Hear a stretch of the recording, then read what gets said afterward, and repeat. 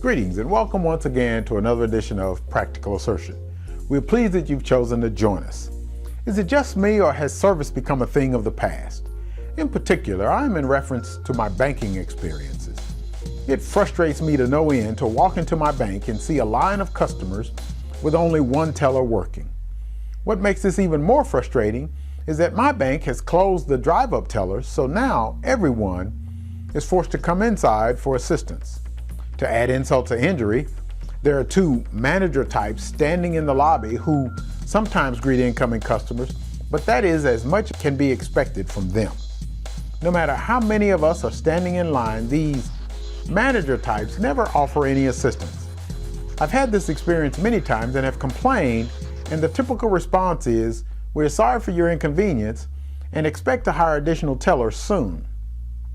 The same thing happened today, and once again, I decided to voice my frustration with the two manager types who were standing having a casual conversation with one another while we grew new facial hair and calluses on our feet.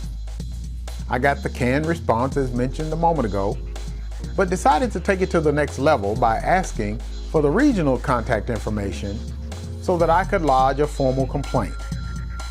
The manager type informed me that she could register my complaint while I waited on her computer. Well, if you can register my complaint to the big boys or girls at corporate on that computer, you should be able to make my deposit, I thought to myself. On one other occasion, I inquired as to why the manager types would not help in that situation and was informed that they are not trained to do what the tellers do. What the what? Are you kidding me? Where can I apply for a manager's position because y'all got the hookup? What a sweet job, just stand around for most of the day and chill while the tellers do all the work. I gotta get me one of those gigs. This experience was obviously the inspiration for the topic, service without a smile.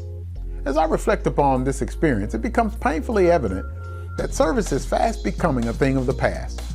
Do you remember when you would pull into a service station and get your gas, your windshield cleaned, your tire pressure checked, and your fluid levels checked?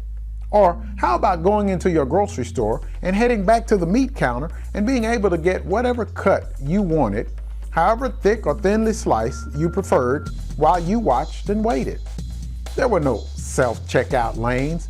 You always got a human being to total your purchases and bag them for you.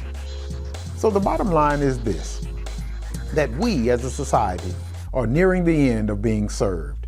Technology is rapidly replacing the smiling faces that we grew accustomed to in years past.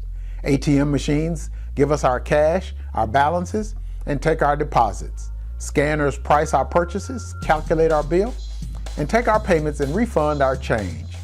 Self-serve pumps deliver our gasoline after we insert our credit card, and then we insert the nozzle into our cars or vehicles, take our payments, dispense our receipt, and then shows us on that little screen, "Thank you for your business."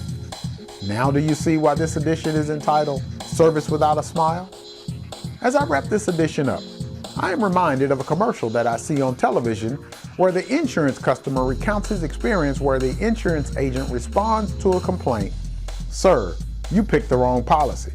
The client then responds, "No, I picked the wrong company." I am fast approaching that same attitude and are beginning to think that I picked the wrong bank. If you would, please share with me your experiences with whether it is your bank or wherever else you have experienced poor service. Maybe we can start a movement and send a strong message to business establishments that we demand better service. By the way, my bank cut back on the services, but you know what I find even more troubling? My service fees were not cut back, reduced, lowered, as was my service. I'm just saying. What's up with that? Let me hear from you. Comment and like us on Facebook or on our blog page.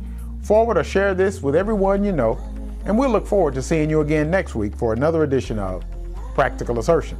And by the way, when you choose to do business with Assert, you can bet and you can bank on the fact, no pun intended, that you will get great service and you will always get a smile. See you next week.